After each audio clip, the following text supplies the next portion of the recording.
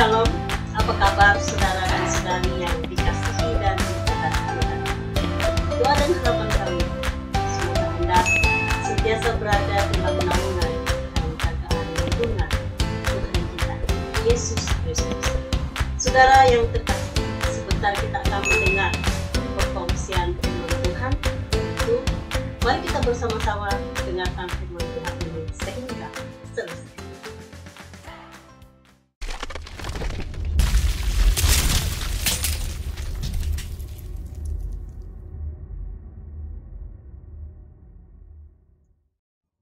Saudara yang terkasih, tema firman Tuhan pada kali ini yaitu di manakah Anda sewaktu senang ataupun susah.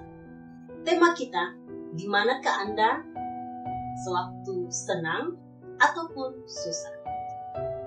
Jikalau kita perhatikan persekitaran kita, kejadian, ada banyak hal yang berlaku.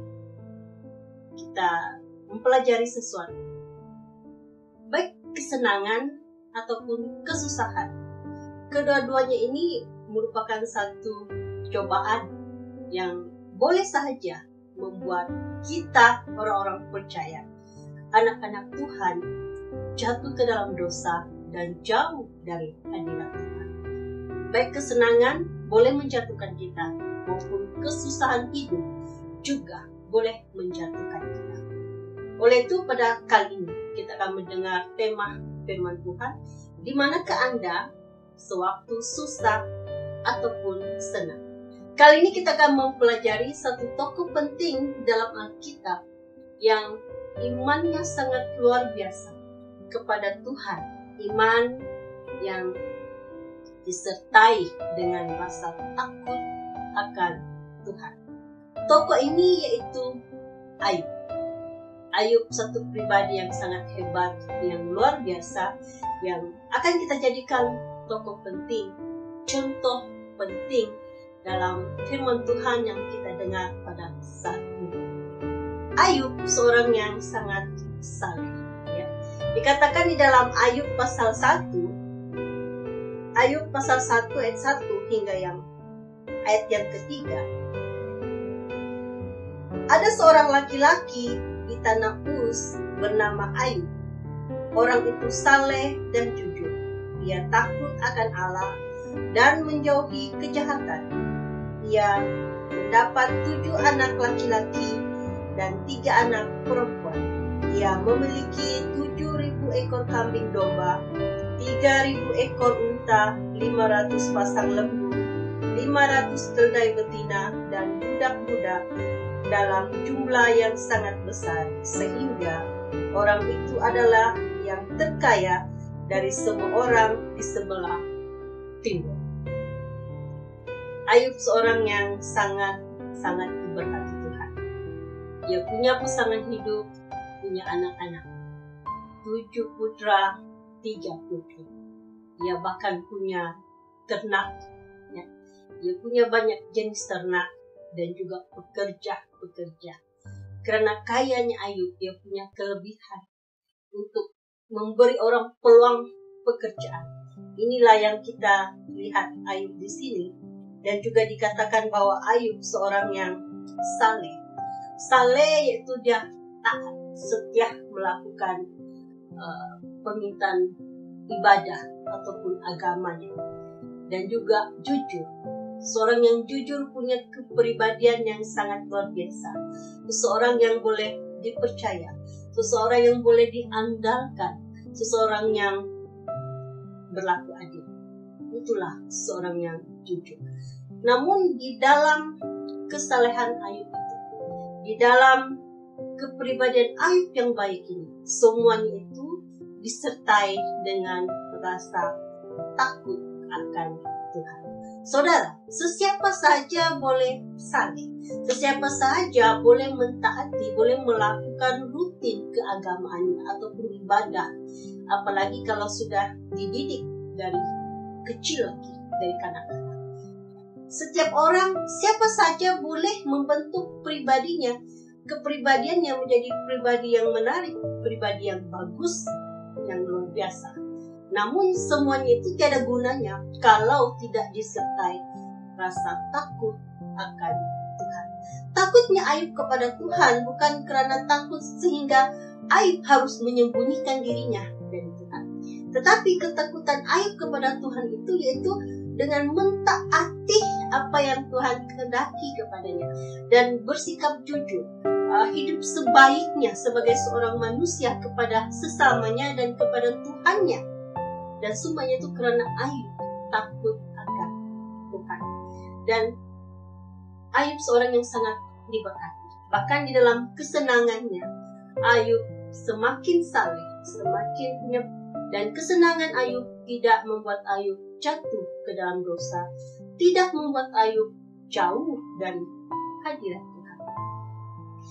Namun Ayub juga dicobai dengan sengaja oleh iblis. Karena ia pikir kesenangan tidak boleh menjatuhkan Ayub. Tetapi kalau Ayub diberi kesusahan, Ayub pasti jatuh ke dalam dosa dan jauh dari Tuhan. Kalau kita mempelajari, yaitu di dalam Ayub pasal 1 ayat 13 hingga 22. Kalau kita membaca di sana, Ayub pasal 1 ayat 13 hingga 22. Di sana diberitahukan kepada kita bahwa Ayub kehilangan putra-putrinya. Dan Ayub juga kehilangan segala ternaknya, segala pekerjaannya, segala kekayaannya, sumber pendapatannya hilang. Yaitu demikian pembacaan. Pada suatu hari ketika anak-anaknya yang lelaki dan yang perempuan makan dan minum anggur di rumah saudara mereka yang sulung, datanglah seorang pesuruh kepada Ayub dan berkata, sedang lembu sapi membajak dan keldai-keldai betina makan rumput di sebelahnya, datanglah orang-orang Sheba menyerang dan merampasnya serta memukul penjaganya dengan mata pedang. Hanya aku sendiri yang luput sehingga dapat memberitahukan hal itu kepada Tuhan. Sementara orang itu berbicara, datanglah orang lain dan berkata, api telah menyambar dari langit dan membakar serta memakan habis kambing domba dan penjaga-penjaganya. Hanya aku sendiri yang luput sehingga dapat memberitahukan hal itu kepada Tuhan. Sementara orang itu berbicara, datanglah orang lain dan berkata, orang-orang Kasdim membentuk 3 pasukan, lalu menyerbu unta-unta dan merampasnya, serta memukul penjaganya dengan mata pedang. Hanya aku sendiri yang luput, sehingga dapat memberitahukan hal itu kepada Tuhan. Sementara orang itu berbicara, datanglah orang lain dan berkata, anak-anak Tuhan yang lelaki dan yang perempuan sedang makan-makan dan minum anggur di rumah saudara mereka yang sulung. Maka tiba-tiba angin ribut bertiup dari seberang padang gurun. Rumah itu dilandanya pada 4 penjurunya dan roboh menimpa orang-orang muda itu, sehingga mereka mati. Hanya aku sendirilah yang luput, sehingga dapat memberitahukan hal itu kepada Tuhan. Jadi di sini kita diberitahu bahwa Ayub kehilangan. Dalam masa yang sama Ayub kehilangan putra-putrinya, anak-anak kesayangannya, ia kehilangan harta bendanya, ia kehilangan pekerjaan. Itu cobaan pertama Ayub, ya. Dan merasa kehilangan itu sangat luar biasa, ya. Kehilangan orang yang tersayang dan segala harta bendanya pun. Orang-orang yang setelah sekian lama bekerja dengan dia, yang juga dia kasih juga gugur. Jadi itu satu kehilangan yang sangat luar biasa sekali. Ayub kehilangan orang yang tersayang, Ayub kehilangan harta benda, segala kekayaannya hilang sekelip mata. Apa yang kita lihat di sini? Respon Ayub. Apakah respon Ayub? Yaitu pasal 1 ayat yang ke 20 hingga 22. Ayub 1, 20 hingga 22. Maka berdirilah Ayub, lalu mengoyak jubahnya dan mencukur kepalanya. Kemudian sujudlah ia dan menyembah. Ayub mengoyak jubahnya dan mencukur kepalanya. Satu gambaran emosi, perasaan yang begitu sangat, rasa kehilangan, perasaan yang rasa sakit sekali. Namun dalam hal begitu sekalipun, Ayub sujud dan menyembah kepada Allah. Ya. Ayub tidak kemana-mana. Ayub mengoyak bajunya bukan karena apa. Ayub membotahkan kepalanya juga, ya, bukan kenapa-kenapa, tetapi karena dia datang sujud dan menyembah. Menunjukkan betapa pedih, betapa sebagai manusia biasa Ayub menunjukkan betapa kepedihan, betapa rasa sakit yang dia rasakan. Ya satu tindakan simbolik yang Ayub mau katakan, sampaikan kepada Tuhan. Namun dalam hal itu Ayub sujud dan menyembah. Katanya, dengan telanjang aku keluar dari kandungan ibuku, dengan telanjang juga aku kembali ke dalam. Tuhan yang memberi, Tuhan yang mengambil. Terpujilah nama Tuhan. Di sini nampak sangat Ayub seorang yang begitu sangat-sangat mempercayakan hidup dengan Tuhan.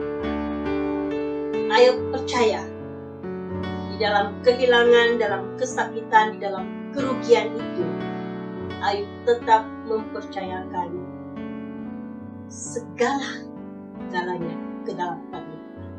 Dikatakan dalam ayat yang ke-22, dalam kesemuanya itu Ayub tidak berbuat dosa dan tidak menuduh Allah berbuat yang kurang tepat. Ayub tidak mempersalahkan Tuhan. Sebaliknya, Ayub dengan penuh penyerahan mempercayakan segala kelukisan, segala apa yang terjadi, karena dia tahu Tuhan lebih tahu. Ayub mempercayakan segala apa yang dia alami, kesusahan yang Ayub rasakan. Ayub punya rasa kehilangan, kerugian, bahkan Ayub ditimpakan penyakit ke atas tubuhnya. Dan bukan itu sahaja, Ayub juga punya pasangan hidup yang tidak memberi ia sokongan mental, yang tidak membantu dia supaya ia rasa terhibur dan dikuatkan menghadapi segala kehilangan, kesusahan, dan rasa sakit yang dirasakannya pada tubuh badannya. Rasa sakit ini, saudara, bukan saja sakit tetapi gatal, bahkan memberikan kesan yang buruk pada penampilan Ayub. Sehingga istrinya, ya, setelah Ayub sakit, Ayub punya penampilan badan dia sudah berubah. Ketampanannya sudah hilang, kekayaan sudah tiada, ketampanannya juga sudah hilang. Lalu istrinya berkata, ya, kalau kita lihat di sini, istrinya berkata, maka berkatalah istrinya kepadanya, masih bertekunkah engkau dalam kesalehanmu? Kutukilah Allahmu dan matilah. Masihkah engkau mau setia kepada Allahmu? Tidakkah engkau mau mencari cara lain, ikhtiar lain untuk memperbaiki hidupmu? Masihkah engkau mau percaya pada Allahmu itu? Matilah. Apa guna engkau hidup? Tiada sudah artinya. Kau sudah kehilangan segala-galanya. Anak-anakmu sudah tiada, harta bendamu sudah tiada, bahkan tubuh badanmu, kegagahanmu, ketampananmu sudah hilang. Apa guna engkau hidup? Matilah, bunuh dirilah. Dengan kata yang lain, inilah yang dilakukan oleh istri Ayub. Dicobai dengan penyakit dan punya pasangan hidup yang tidak membantu dia untuk menghadapi saat-saat sulit dalam hidupnya. Apakah respon Ayub? Kita melihat di sini Ayub berkata dalam ayat yang ke-10, tetapi jawab Ayub kepadanya, engkau berbicara seperti perempuan gila. Rupanya Ayub, di dalam kesedihan, kesakitan itu, daya pikiran Ayub tetap bertahan. Ayub berkata kepada istrinya, engkau berbicara seperti seorang perempuan gila. Apa itu gila? Orang gila, dia tidak akan malu kalau dia bertelanjang. Dan orang gila juga, dia tidak akan tahu beza itu makanan ataupun najis. Kalau orang itu masih boleh tahu itu makanan itu najis, itu bukan gila. Kalau orang itu masih tahu malu bertelanjang, dia masih belum gila. Ya itu yang istrinya, kata-kata yang tepat untuk istrinya. Ayub berkata kepada istrinya, engkau berbicara seperti seorang perempuan gila. Ayub berkata, tetapi jawab Ayub kepadanya, engkau berbicara seperti perempuan gila. Apakah kita mau menerima yang baik dari Allah, tetapi tidak mau menerima yang buruk? Dalam kesemuanya itu Ayub tidak berbuat dosa dengan bibirnya. Banyak hal yang terjadi dalam hidup kita tidak mengerti. Demikian juga Ayub. Ayub tidak berani untuk berandai-andaian akan kejadian yang sedang ia hadapi. Namun satu hal yang Ayub percaya, dia percaya Tuhan itu baik. Dia percaya Tuhan itu sangat baik. Sehingga Ayub berkata, adakah kita cuma mau menerima yang baik saja daripada Tuhan? Begitulah rasa takut, hormatnya Ayub kepada Tuhan. Sehingga ia berkata, adakah kita cuma mau menerima yang baik saja daripada Tuhan, tetapi tidak mau menerima yang buruk? Bayangkan betapa setia, betapa berimannya Ayub kepada Tuhan. Ayub bukan sahaja mau menerima janji-janji berkat Tuhan, tetapi Ayub juga bersedia menerima yang buruk dari Tuhan. Begitulah Ayub sanggup menerima. Yang penting itu adalah dari Tuhan. Ayub bukan saja mau menerima janji-janji berkat Tuhan, tapi Ayub juga bersedia dididik, ajar, dan ditegur oleh Tuhan. Untuk memperolehi didikan dan teguran dari Tuhan, ada prosesnya. Ada proses yang baik, ada proses yang menyakitkan. Saudara dan saudari, Allah membenarkan Ayub dicobai karena Allah percaya bahwa Ayub mampu. Bukan saja percaya, tetapi Allah tahu bahwa Ayub mampu mengatasi.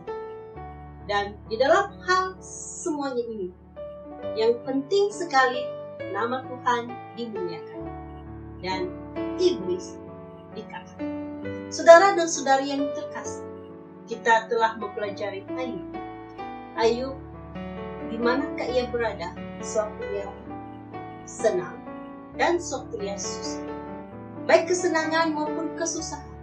Kedua hal ini tidak membuat Ayub jatuh dalam dosa dan jauh daripada hadirat Tuhan. Mari kita mengoreksi diri kita, saudara. Adakah kesenangan kita membuat kita semakin jauh dari Tuhan? Atau sebaliknya, adakah karena kita pernah merasakan kehilangan orang yang kita kasih, selepas satu, belum lagi kita habis bersedih, satu lagi yang meninggalkan kita. Adakah dengan kehilangan ini menyebabkan kita jauh daripada Tuhan? Adakah juga kemiskinan, kesusahan hidup yang menyebabkan kita juga boleh jauh daripada Tuhan? Boleh mencari cara yang lain untuk memperoleh kesenangan. Kita sanggup melakukan apa saja, tidak peduli sama ada itu baik ataupun tidak. Dan itu menyebabkan kita jauh daripada hadirat Tuhan. Adakah kesusahan, kemiskinan boleh menyebabkan kita jauh daripada Tuhan?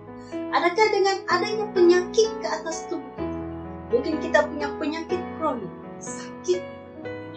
sakit yang sepanjang masa kita tanggung, kita sudah berobat ke sana kemari, kita sudah jumpa dokter, kita sudah berusaha mematuhi semuanya, tetapi kita sudah terlanjur sakit dan susah mau sembuh.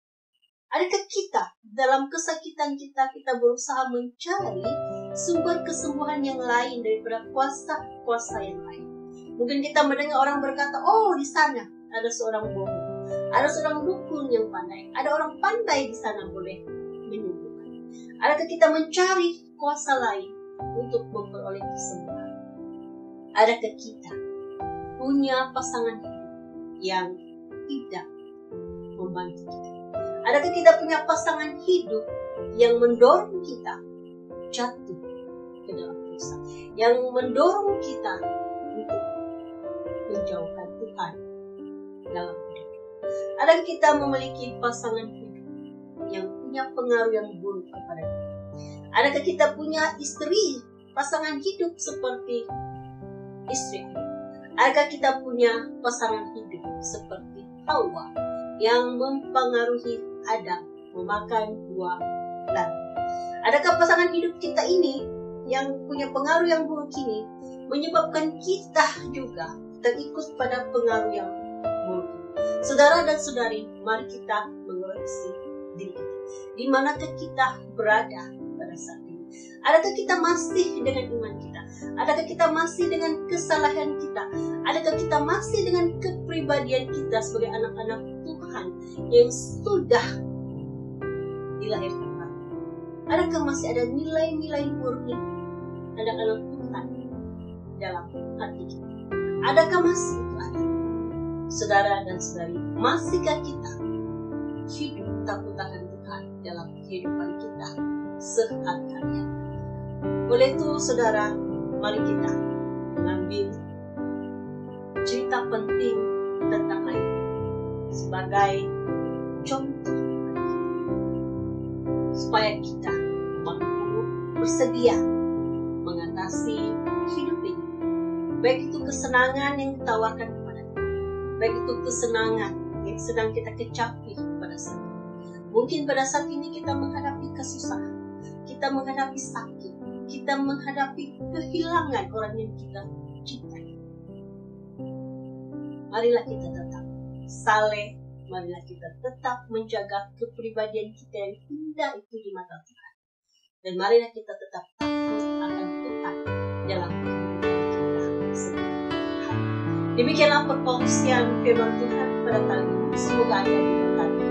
Kita bertemu lagi di lain